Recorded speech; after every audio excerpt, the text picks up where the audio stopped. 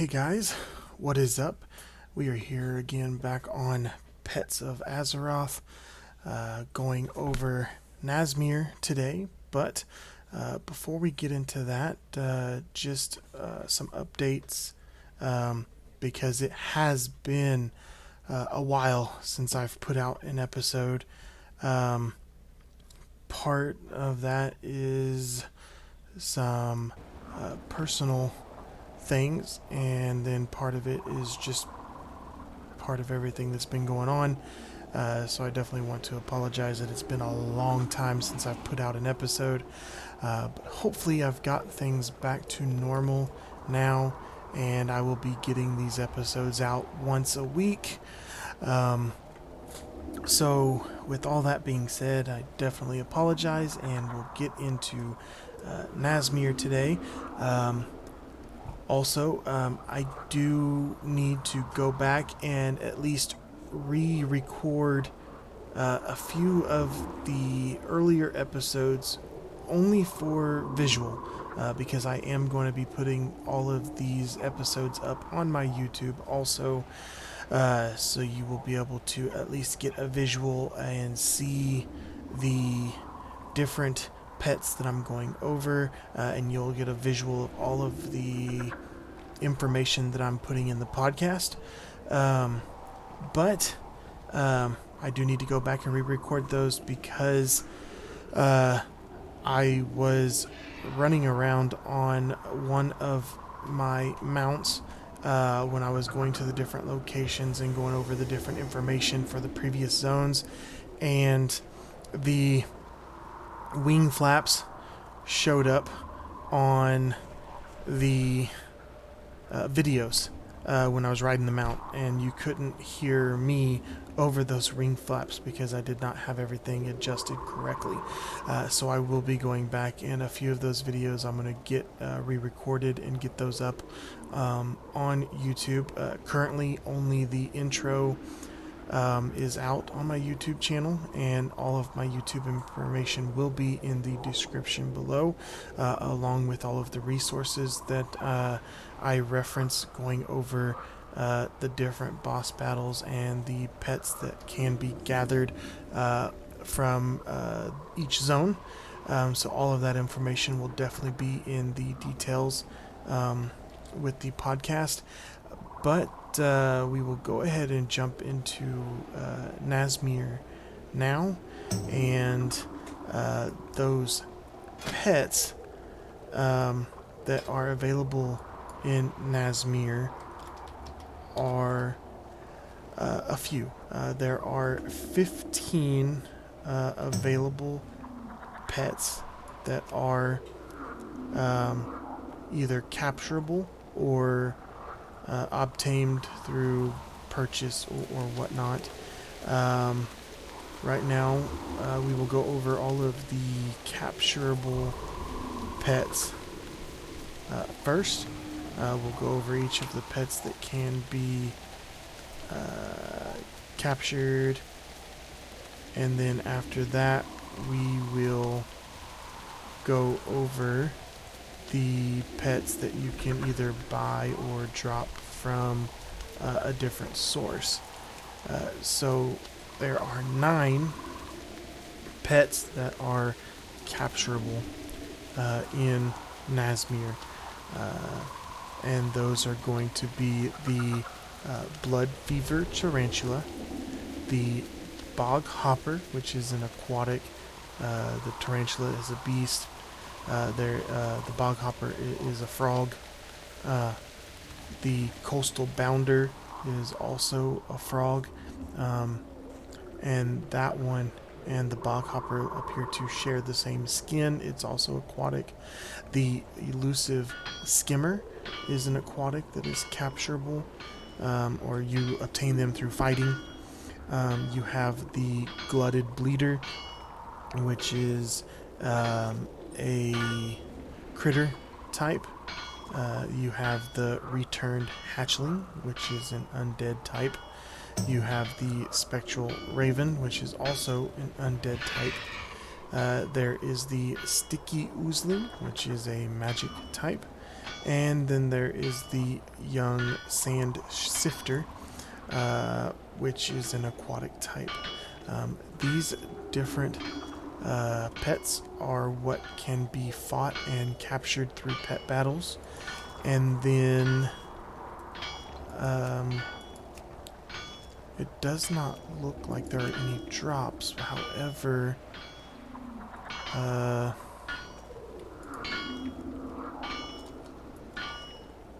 there are some purchasable pets. The accursed hexer can be purchased from either Shoke, the blind Wunja, or Dodger for 500 pet charms. What else? The Blood Feast larva can also be purchased, and he can be purchased from the same people for 200 pet charms. The Crimson Frog can be purchased either from Shoke or from Nigel Riffhold, which Nigel Riffhold is in Druskvar. Shoke is in Nazmir. That is 100 pet charms. The Swamp Toad, which is also available in Borealis Harbor, can be purchased from Shoke in Nazmir for 200 pet charms. And then Trag the Curious can be purchased from Provisioner Lija, but that requires Talanji's Expedition Revered, and that is 75 pet charms. And those are the different units you can purchase. If you did not purchase them from one of the other vendors they're available from, they're also available here in Nazmir. Along with those different pets that can be either purchased or captured, there are 4 world quests that are available in Nazmir that rotate through each day, and those are going to be Krog in the Bog, Marsh Dwellers, Accidental Dread, and Pack Leader. Each of those will be up on a different day. They're on a rotation, on a timer rotation, and currently for today, Marsh Dwellers is the current one at the time of this recording. That is going to be Lozu, whose location is 72.8 by 48.6. And that is going to be, for those of you that use any of the tracker add-ons or use any of the add-ons that allow you to use point positions for the map. Those are his coordinates, and he uses Lily, Malaise, and Ticker. Those are the 3 units that he uses, and their abilities are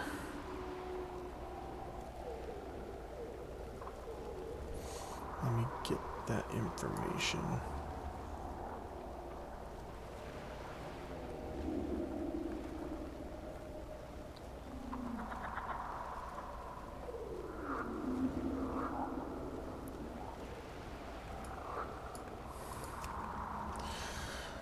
So Lily is a frog, aquatic pet who uses tongue lash, eat the fly, and toxic skin.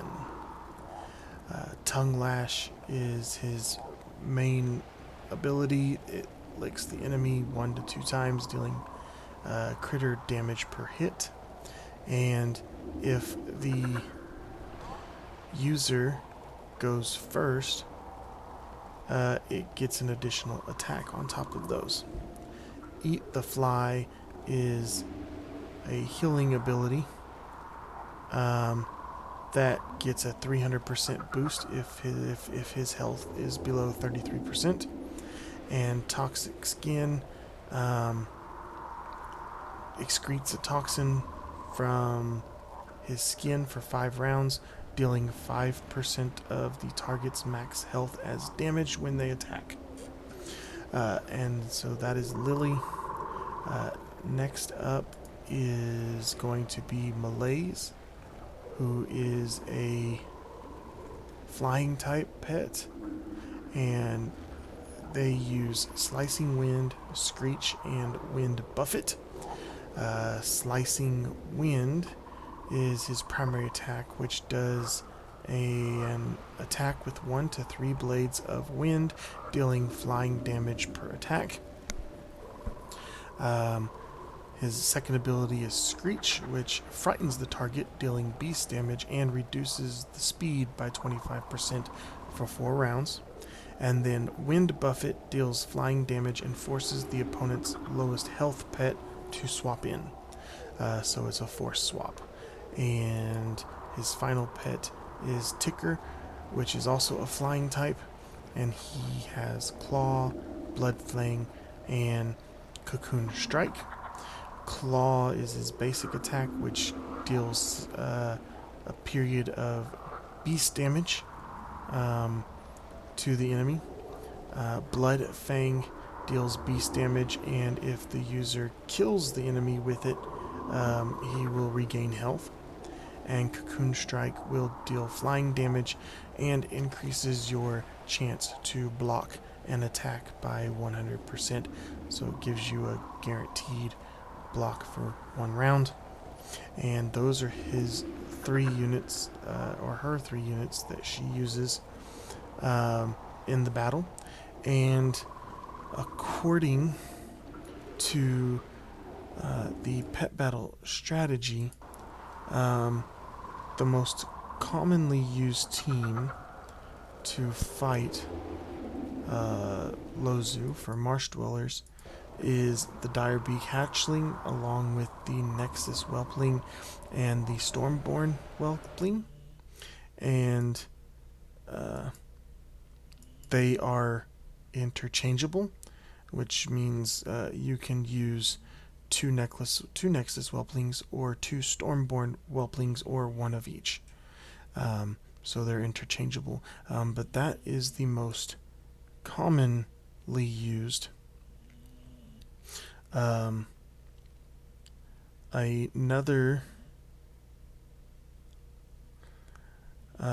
used team would be Eula, the broodling of Yulon, and the Karaji Guardling. That's another option to be used. Another option to be used is Icky with a Nexus Whelpling. That's another option that can be used. So there are a few options available for the Marsh Dwellers World Quest.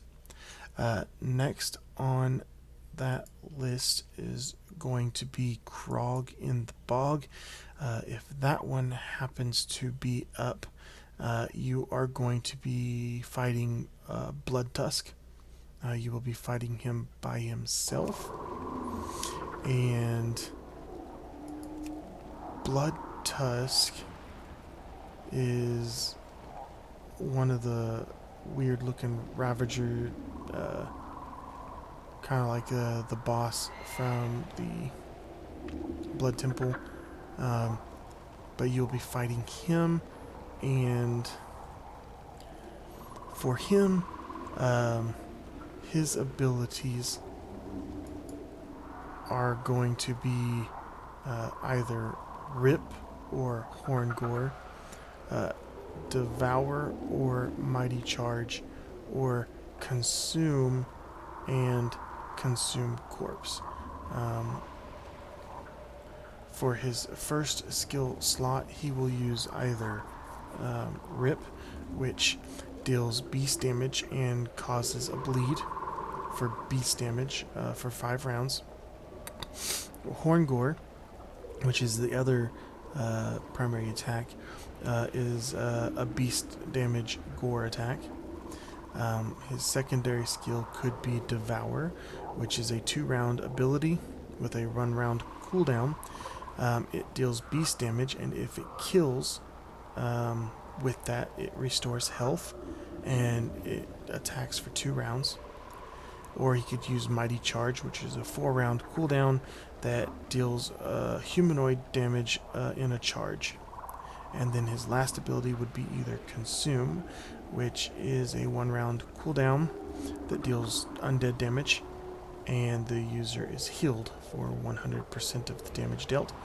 Or Consume Corpse, which is on a 3-round cooldown, and it will consume an ally corpse to restore half health.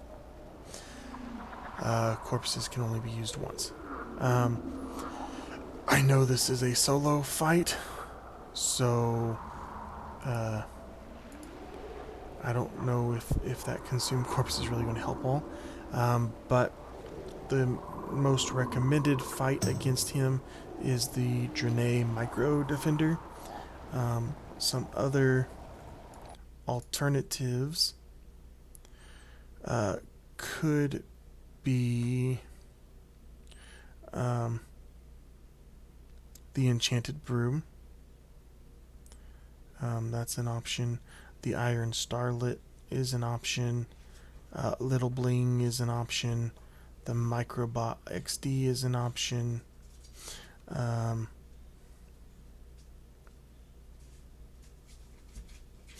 My current setup for him is the Enchanted Broom with a little XT and a little Bling, just to be safe.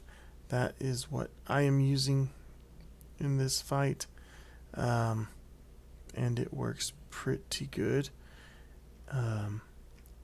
But his location for Blood Tusk is going to be 46.6 by 73.8.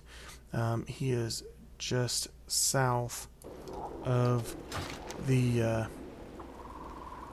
temple and from Uldir and the Underrot.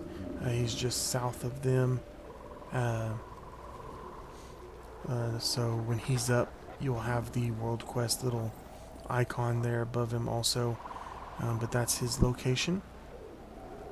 Okay.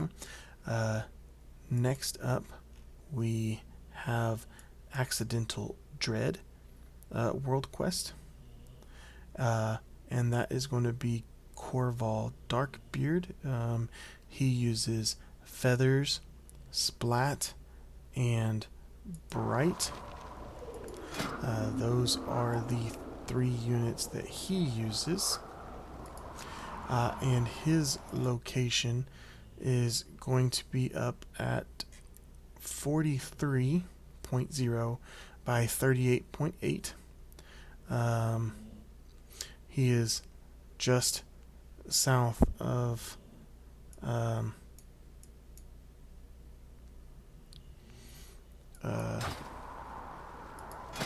the island that's up there,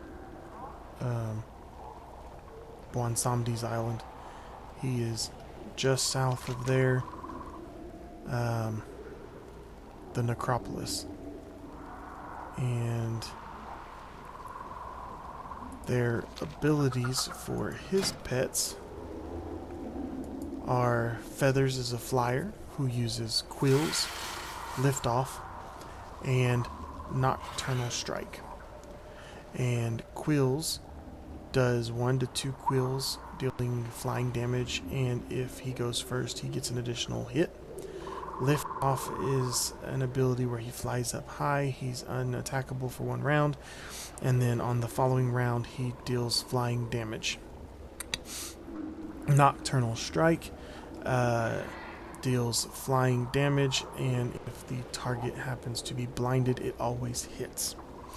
And his next is Splat, who has Bite, Burst, and Toxic Rain, and or Toxic Skin. And Bite deals beast damage. Burst will kill himself, dealing damage equal to 40% of the total health. And Toxic Skin is the same as the frog from Lozu, which he covers himself in toxin for 5 rounds, dealing 5% of the target's max health whenever you are attacked. And lastly is Bright, who is a flying monster pet, and he has Slicing Wind, Cyclone, and Flyby. Slicing Wind attacks the enemy with 1 to 3 blades of wind, dealing flying damage.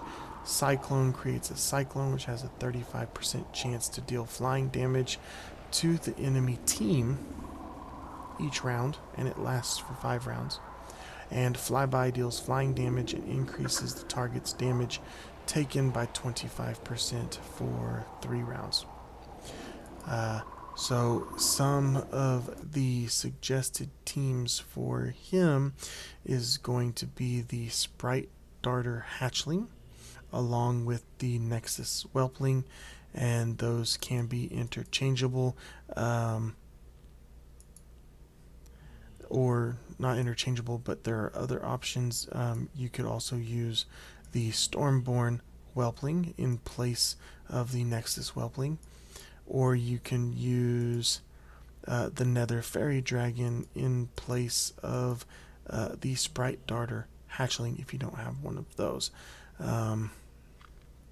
Some additional teams could be the Nether Fairy Dragon with the Nexus Whelpling, the Sprite Darter with Chrominius. You could do a double Chrominius. You can do a little Terragosa with an Emerald Whelpling.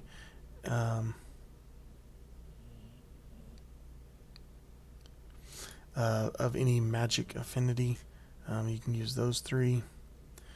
You can do a double Nether Fairy Dragon. You can do a Sprite Darter with the mechanical Pandaren Dragling. So you've got a few different options of pets that you can put together for a team to take them on. And then lastly for Nazmir is Pack Leader. That is going to be Grady Pret, and he is located at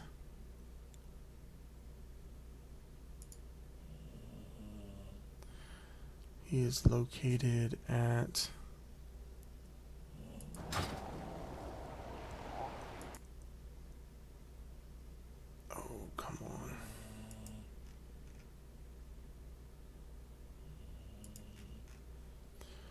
So he is located just to the west of the Uldir raid in the Underrot dungeon. He is just right out here at 36 by 54.6. So that is where he is located. And he brings Delta, Scars, and Little Blue as his pets. And Delta is a beast type, and Scars is an undead type, and Little Blue is another beast type. They're all dinosaurs. And Delta has Thrash, Black Claw, and Hunting Party. Thrash does a 1 to 2 hit beast damage, and if he goes first, he will attack an additional time. Black Claw is a damage over time, or adds damage to each attack to the target for 3 rounds. Hunting Party deals beast damage.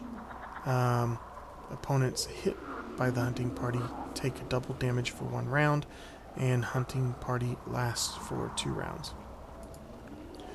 And Scars has Bone Bite, Bone Storm, and Bone Barrage. Bone Bite deals undead damage. Bone Storm deals undead damage to the entire team, but costs 10% of your health. And Bone Barrage deals undead damage, and bones continue to fall for an additional 4 rounds, dealing undead damage. And lastly is Little Blue, who has Bite, Rip, and Primal Cry. Bite deals beast damage, Rip deals beast damage and additional beast damage for 5 rounds with a bleed, and Primal Cry frightens the entire enemy team, dealing beast damage to all enemy pets and reducing all of their speed by 25% for 4 rounds. And those are the world quest bosses for Nazmir. So other than that, there are no drop pets in the zone itself, but there are approximately 16 pets that you can get from Nazmir, 9 of which you can capture. But that is going to wrap up Nazmir today. I'm going to work on getting the videos all put together for the YouTube channel. All of that information will be in the description below. But I again just want to say that I apologize for being gone for so long, but hopefully I'm going to get things back in order and start getting all these videos out. My plan hopefully is to cover the main BFA zones and hopefully get those out before the expansion launches, and then I plan on getting in depth from when you're first able to start capturing and battling pets, going through all of the starter zones and working my way up through all of those, and going over all the different pets you can get. If I get these finished for BFA and the expansion drops and I don't get all of them finished, I will finish up BFA and I will go ahead and jump right into the expansion and get caught up with those, and then I will go back and start with the starting zones and work up from there. But with all of the level overhauls and everything, I've got to do some research and see how much of those are going to change. I do not believe pet battles are being adjusted hardly at all, but I will definitely get some information gathered on that and do a video on it, or do a really quick podcast clip on it to just get that updated information out there. But for those of you watching, thanks for watching, and those of you listening, thanks for listening. I'm definitely hoping to get caught back up on all of this stuff and get this content coming out again each week. Thank you very much for watching and or listening.